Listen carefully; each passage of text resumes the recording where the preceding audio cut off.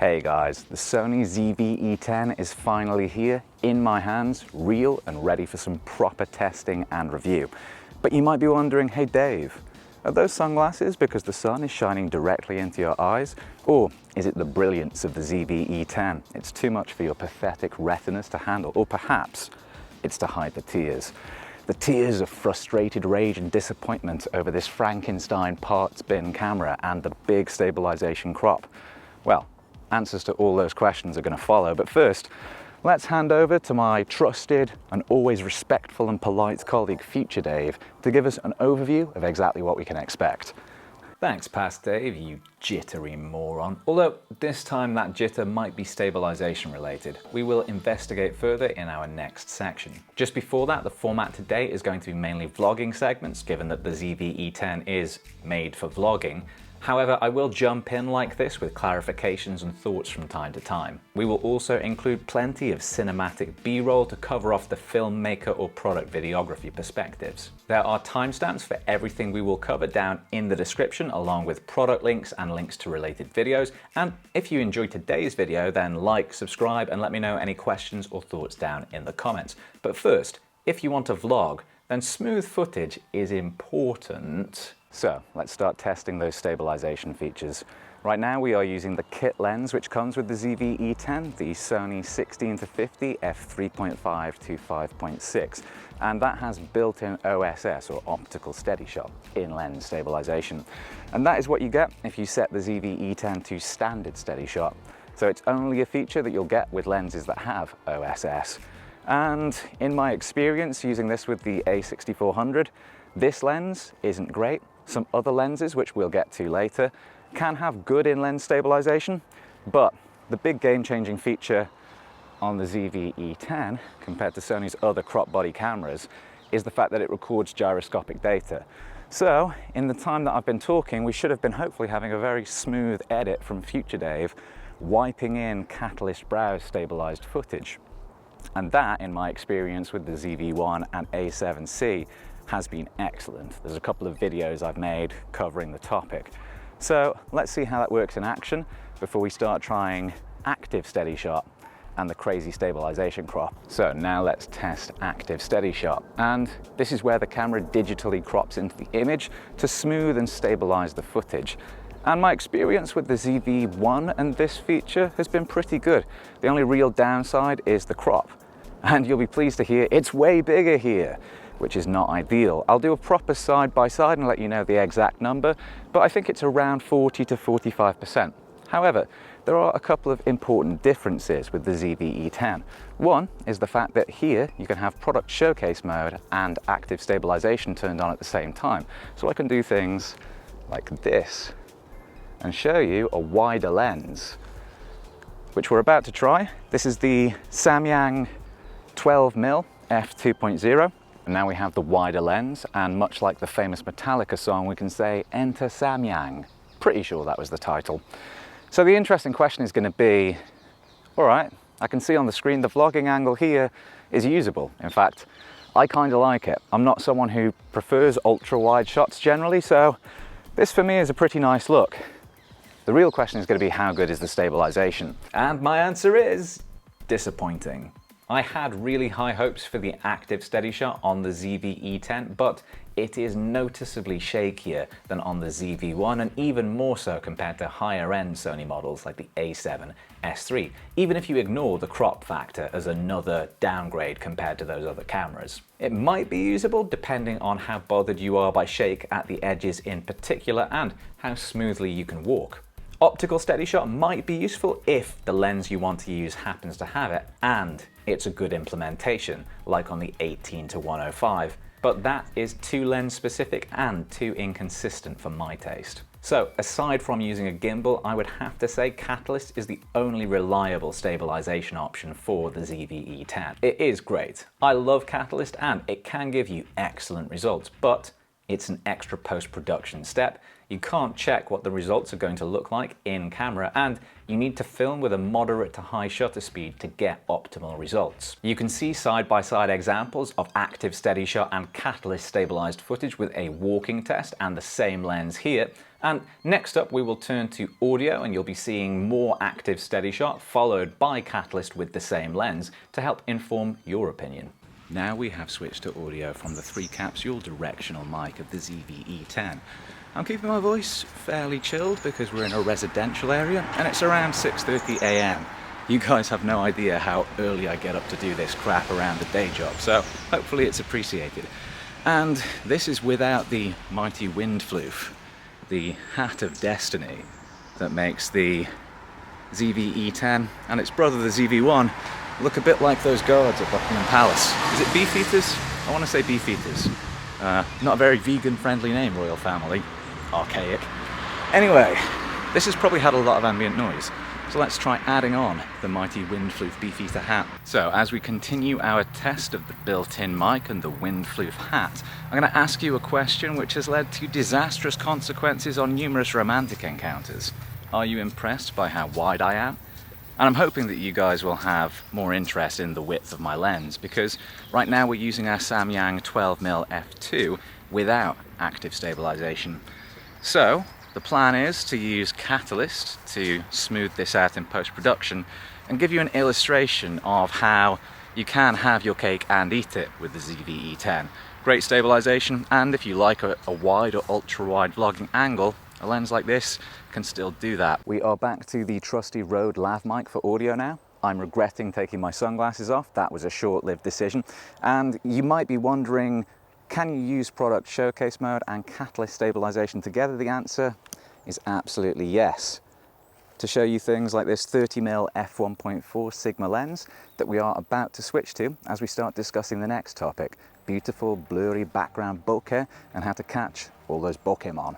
So this is an example of the beautiful blurry bokeh in the background you can achieve with a lens like the Sigma 30mm f1.4.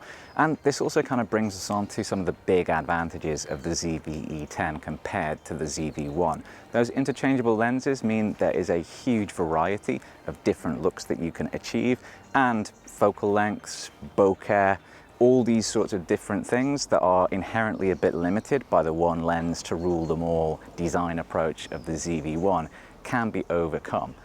Now that's at an extra cost, so that's important to bear in mind. But I do think optionality, flexibility, upgradability, these are things where the ZV-E10 really does beat the ZV-1 hands down.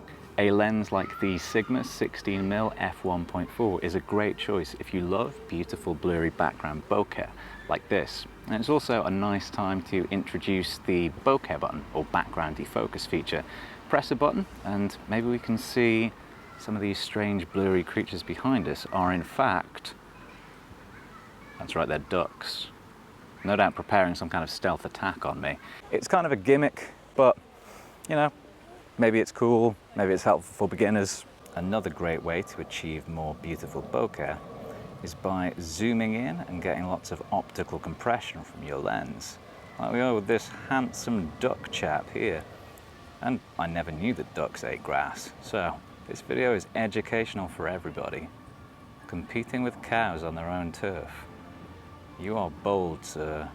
A bold stallion duck. Another more gimmicky feature of the ZV-E10 inherited from the ZV-1 is the soft skin effect. Now, this face is not great at the best of times, but added imperfections and wrinkles and it only gets worse.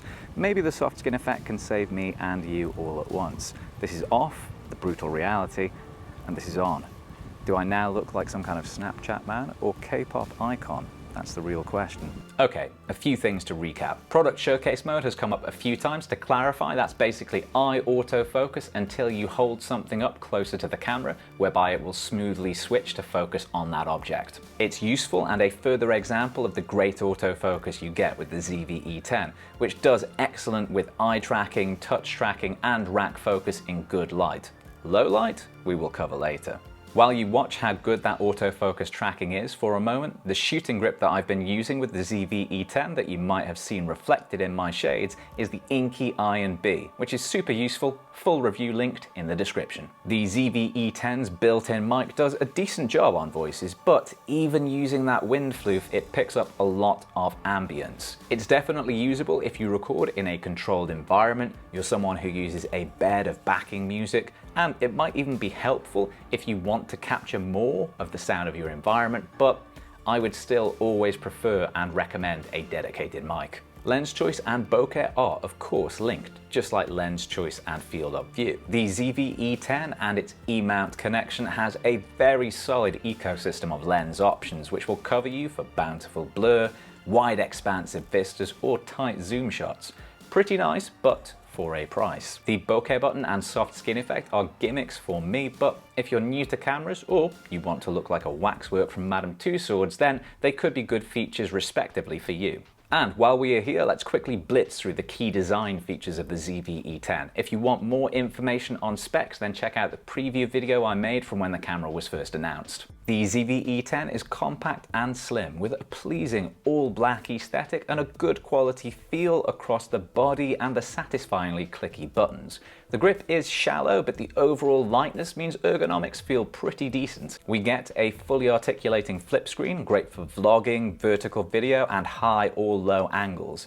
There's a USB-C port for charging, data, and streaming, along with mini HDMI for video and external microphone input, plus the very nice bonus addition of a headphone output. You'll find a zoom rocker, which works great with power zoom lenses or clear image zoom on anything else. You can also control zoom speed at an impressively granular level, much like you can for focus transition speed, both of which are very nice for fine control and cinematic shots. All this is priced at £679 or $700 for the camera body only. Add 100 more to also grab the kit lens. Behind that lens, the 24 megapixel APS-C crop sensor supports good quality 4K up to 30 frames per second and 1080p up to 120 frames per second. Battery life is solid rather than amazing, but given the lightness of the camera, I'm pretty happy with 95 minutes of 4K 24p video recording, although I do wish the SD card slot wasn't in the battery compartment, a design choice inherited from the A6400 and its siblings. In fact, the ZV-E10 really is a Frankenstein of quite a few different Sony cameras. If you want to help me trace where all that DNA has come from, get subscribed and watch out for comparisons with the A7C, A6400 and ZV-1. That summary of design was pretty quick. Maybe now we can change the pace and Let's talk about slow motion. And there are a couple of easy ways to achieve it with the ZV-E10. The first is a new shortcut for S&Q, slow and quick mode, which is automatically going to film and then slow things down at the frame rates you tell it to and give you a nice ready to roll result, but without audio. I need to double check, but I think also not the highest quality. Now, if you do things the other way, record setting and file format, you can stipulate the best quality, 120 frames per second, and you'll also get audio, which is what you are seeing and hearing right now. Very cool for the epic slow-mo, whether you're doing a quick run and gun or something that you want more flexibility and control over. And you can make things look epic or stupid. Up to you. Unfortunately, I normally try to do epic and it ends up being stupid. However, on the bright side, that S&Q button shortcut has really encouraged me to get more shots in impromptu situations and achieve some great results. Now, perhaps you're wondering, will the ZV-E10 deliver great results in the dark? What time is it? Low light test time.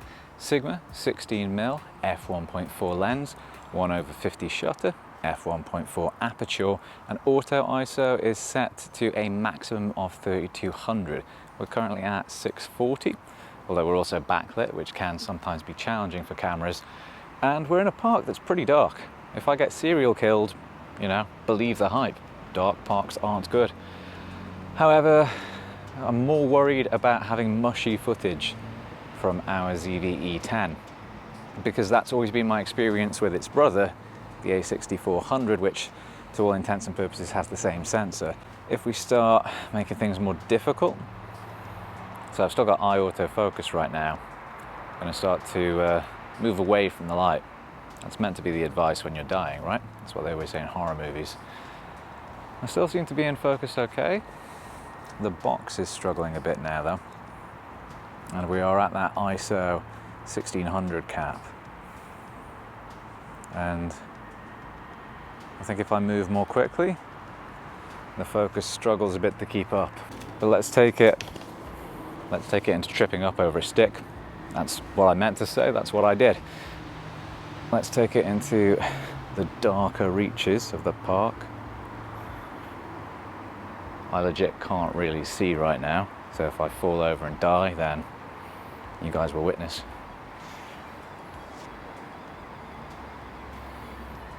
Interesting.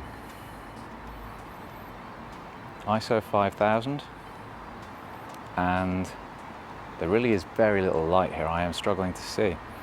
But the ambience from the screen is enough for the face detect focus to still work. That is actually pretty impressive. Wow, I was pleasantly surprised by how well the ZV-E10 did in low light. Footage seemed to hold up well at the higher ISOs where my A6400 footage would normally be very mushy. Plus, autofocus did pretty well right up until it was really dark and quite backlit. I need to do a proper low light deep dive and comparisons to fully test this, but the early results are encouraging. I used a wide aperture lens to get the best possible low light results, so bear in mind the 16-50 kit lens is not going to be as great. Full review of that is planned, so stick around if you're interested. But right now, I had better try to summarize all of this, right? The ZV-E10 is a weird creature filled with contradictions. Simultaneously, a great camera, super fun to shoot with and capable of amazing results, yet also a bigger disappointment than a Game of Thrones finale and a huge missed opportunity.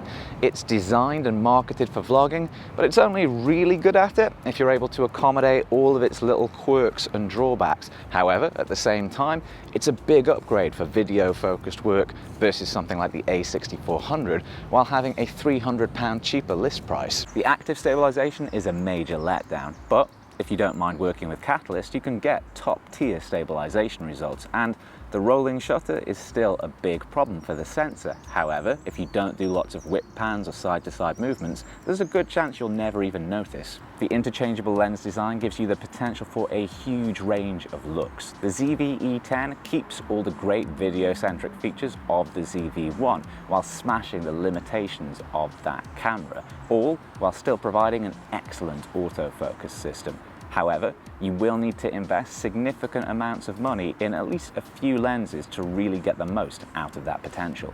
The fine control over zoom and focus inherited from bigger brothers the FX3 and A7C are both really nice and can help you get superb cinematic results. Plus, the updated color science looks great in my beloved HLG, and something seems to have been done compared to the A6400 to noticeably improve low light performance, which is a significant selling point for me. Overall, I could tear down the ZV-E10 or recommend it, and justify evidence for either of those paths. But I'm a pretty weird creature too, so the balance I'm going to come to is a recommendation with caveats. This is a great talking head camera and will do really well for static cinematic shots. I like that, static cinematic. However, as soon as you introduce movement, you need to be okay with using Catalyst or a gimbal for stabilization. And if you want to get the most out of the camera, bear in mind you'll be investing in at least a few lenses to do that. If those terms don't work for you, this might not be the right choice of camera. And if you need more specifics to decide, like the deep dive low light testing I have planned, then let me know what you're interested in down in the comments. However, that brings us to the end for today. Massive thank you for watching, especially making it to the end of a longer than usual video. If you enjoyed it, then like and subscribe, but most importantly, until next time, take it easy.